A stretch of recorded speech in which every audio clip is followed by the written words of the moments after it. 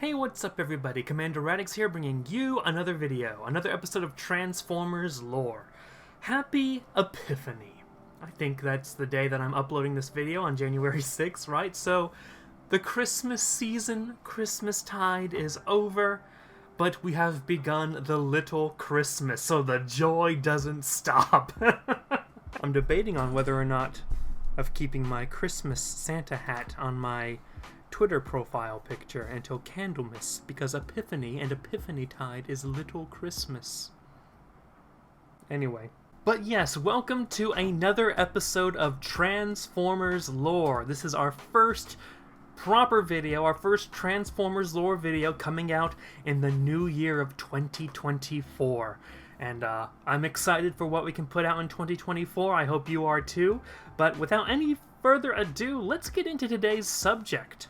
Now, we all know about the Transformers Multiverse, how the Transformers Multiverse works in Transformers lore, right?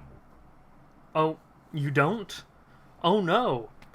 I'll give you a video that you should probably watch before you watch this video, and that's the video on multiversal notation. Now, it is an old video, and it's an old video where I couldn't really edit the sound well. So the moment the video ends, you get a very loud outro song, so I apologize for all headphone users. But we know the Transformers Multiverse. We should know, at least, that all these universes exist in one big multiverse, there's one big multiversal story, and that we can classify these realities into different clusters. Like, for example, the Primax cluster, and then more specific streams like Primax 984.0 Gamma is the US Marvel G1 comic series, and everything in that universe. And when we look at the multiverse, it can be vast, big, confusing. So, we might not really know where to start, but did you know that there is a canon list of 9 pillar realities, 9 pillar universes in the Transformers multiverse? Let's jump into today's subject. So the term 9 pillar realities was created by Vector Prime and Rhinox of Nexus 208.0 Epsilon, that is, the TransTech universe, right from their capital city of the Axiom Nexus. Vector Prime here being originally the multiversal singular Vector Prime, although at this point when the term is dubbed, the Shroud has already come into effect. What's that? You don't know what the Shroud is? Well, good thing for you, because I have a video on that. Please check that out. So at this point in time, it's multiversal singular Vector Prime who has been separated from his multiversal singularness and has become a TransTech Vector Prime. And he and Rhinox were looking into the Shroud, looking into the multiverse being cut off, all the universes being cut off from each other by the Shroud. And what they found was that there were 9 universes that they dubbed the Pillar Realities, which have an unusually high number of branch points and an overwhelming number of quantum echoes. This is to say that these 9 pillar realities have a lot of variation going on. They are branching out in a lot of different ways, and because of that, they had sort of weaker quantum boundaries before the Shroud even happened. So when the Shroud happens, we have to understand that the Shroud wasn't a full-on blanket evenly distributed across the multiverse that cut off all universes. There are weaker points in the Shroud, and wherever there are weaker points in the Shroud, usually it's where the quantum boundary was weak before the Shroud. Now, Vector Prime describes these 9 pillar realities as being foundational. These are important to understand the multiverse. However, he does mention that there are other realities where the quantum barrier is weaker, where there's been a lot of changes, where there's been quantum echoes, but he pinpoints these 9. They describe it as the walls of reality being thinnest there during the Shroud, and with the proper equipment, the TransTechs, whose goal is to observe the multiverse, they can listen into these 9 pillar realities. Some of them are accessible, some of them are less so. Now, because of the Shroud, it's not easy to listen into these realities. Rhinox can't listen into these realities from the Axiom Nexus like he used to, so what the TransTechs do is they decide to send key agents to specific areas in space in Nexus 208.0 Epsilon in the TransTech universe, where the walls between that reality and the pillar reality is more thin. Vector Prime himself, for example, gets sent to the planet Nebulon in the TransTech universe, and his job is to listen in to Primex 984.0 Gamma, which is one of those pillar realities.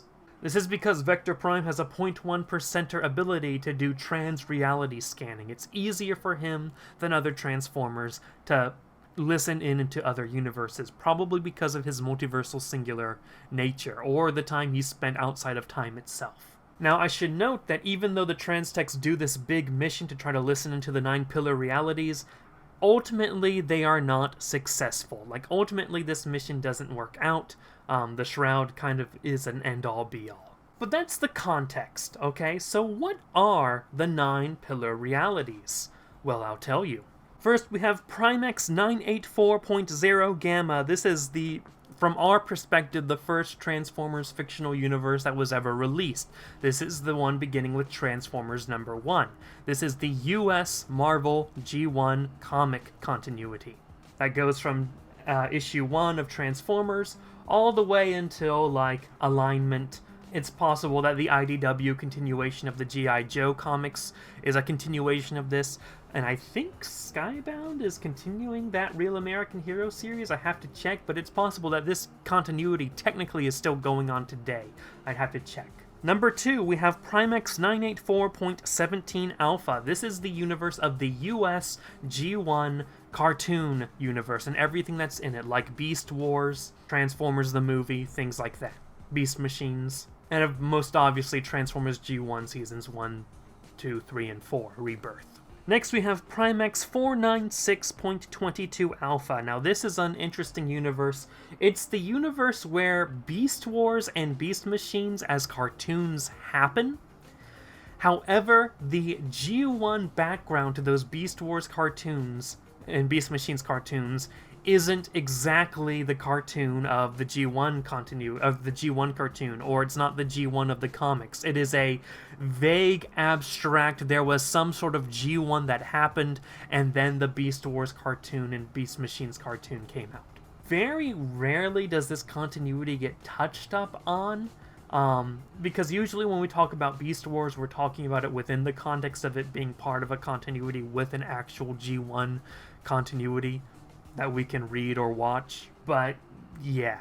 Next we have Viron 901.8 Alpha. This is the universe of the 2001 Robots in Disguise cartoon, which kind of stands alone by itself as a cartoon. I think there's like 1 or 2 comic stories that are set in that universe. Then we have RX 802.23 Alpha. This is the US Unicron Trilogy cartoon continuity. This is the English versions of Transformers Armada, Transformers Energon, and Transformers Cybertron, and all the stories that fit into that continuity. Next we have Primex 1005.19 Gamma. This is the universe of the IDW Hasbro universe. That starts with things like G.I. Joe Origin and Transformers Infiltration, and goes all the way until like Transformers Unicron, Rom Dire Race, that thing. That includes the Transformers, the G.I. Joe comics that were set in that continuity, Mask, Action Man, Rom, the Micromasters, all that stuff. The Hasbro IDW universe is the next pillar reality. Then we have Tyran 707.04 Delta. This is the Bayverse. This is the first live-action Transformers continuity, which includes the 2007 Transformers movie, Transformers Revenge of the Fallen, Transformers Dark of the Moon, Transformers Age of Extinction, and Transformers The Last Knight, along with a whole plethora of supplementary material, including novels, prequel novels, interquel novels, sequel novels, as well as all the IDW comics that are set in that universe. And it's a big, bulky universe. Now, it doesn't include things like, there are some alternate universe, I think Titans live-action comics that aren't part of this. This doesn't include the Bumblebee movie or the Rise of the Beast movie.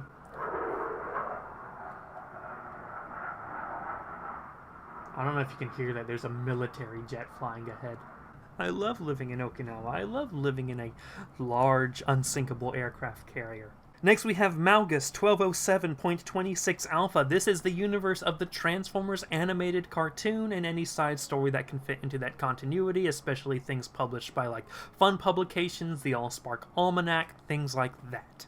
Then finally, we have Union 911.05 Alpha. This is the aligned continuity.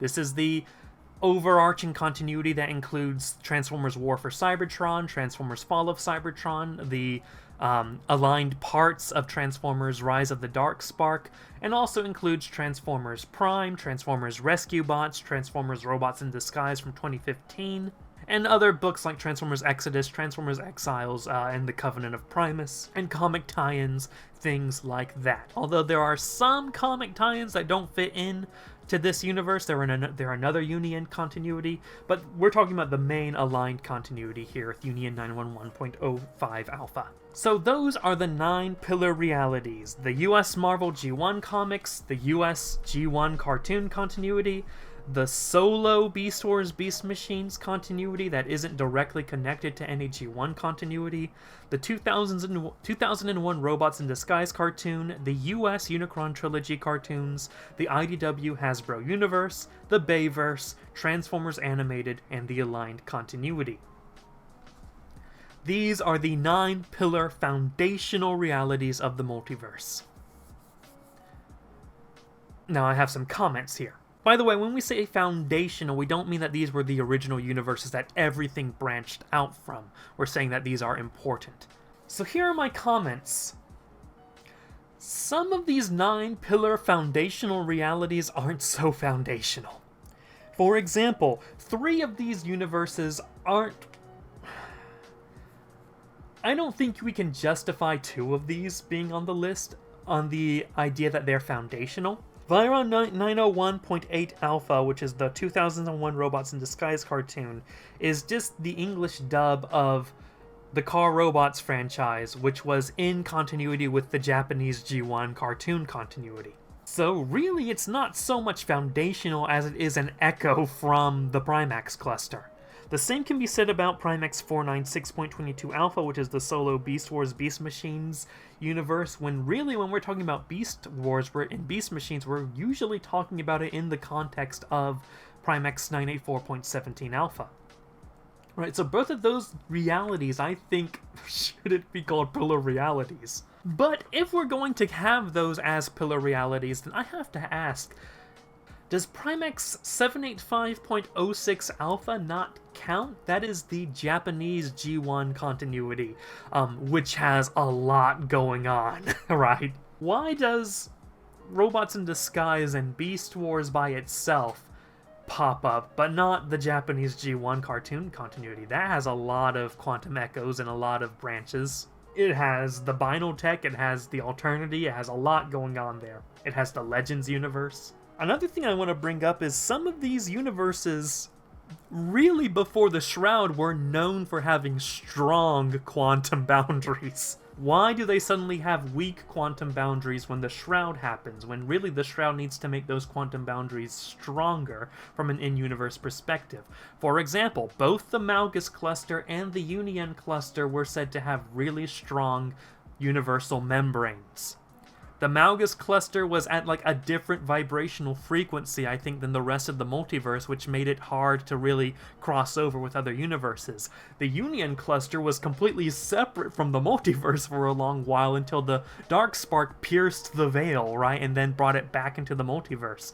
So the Union cluster is connected to the multiverse by a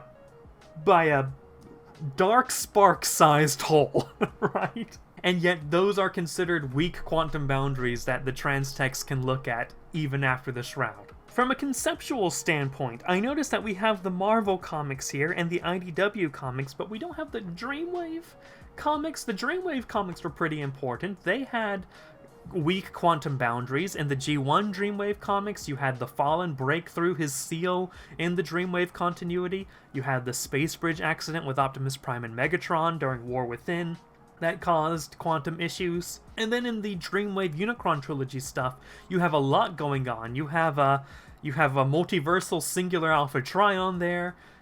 You have all the incidents with Unicron. So I think that would be an important universe too. And then conceptually speaking, usually, you know, the comic trilogy is Marvel, Dreamwave, IDW. We have Marvel, we have IDW, we don't have Dreamwave.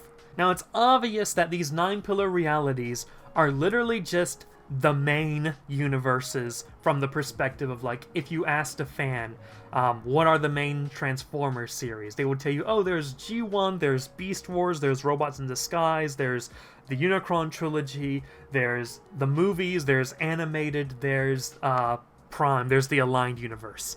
And then they put in the IDW comics, which were going on at that point in time, and then they put in the Marvel comics, which is the first piece of Transformers fiction, so you really can't leave out the Marvel comics. That's obviously what was going on in the thought process to listing these 9 realities. But I do agree, even if I disagree with the in-universe justification for these 9 pillar realities, I do agree that if you want to get into Transformers, and you want to start understanding Transformers, but if you're looking at it from the multiversal perspective of, oh, there's so much going on, there are all these continuities, I would suggest starting with one of these 9 pillar realities. And I think all of us here started with one of these 9 pillar realities. I personally got into Transformers when I was a kid through Transformers Armada, which would be RX 802.23 Alpha on this list. So it's a good guide point, or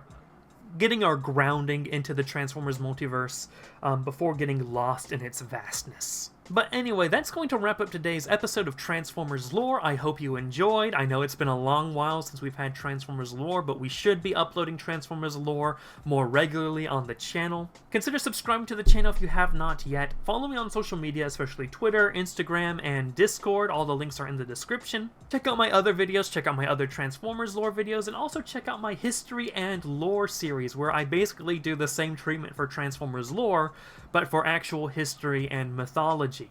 So if you want to hear me talk about history, mythology, things like that, please check out my History and Lore series as well.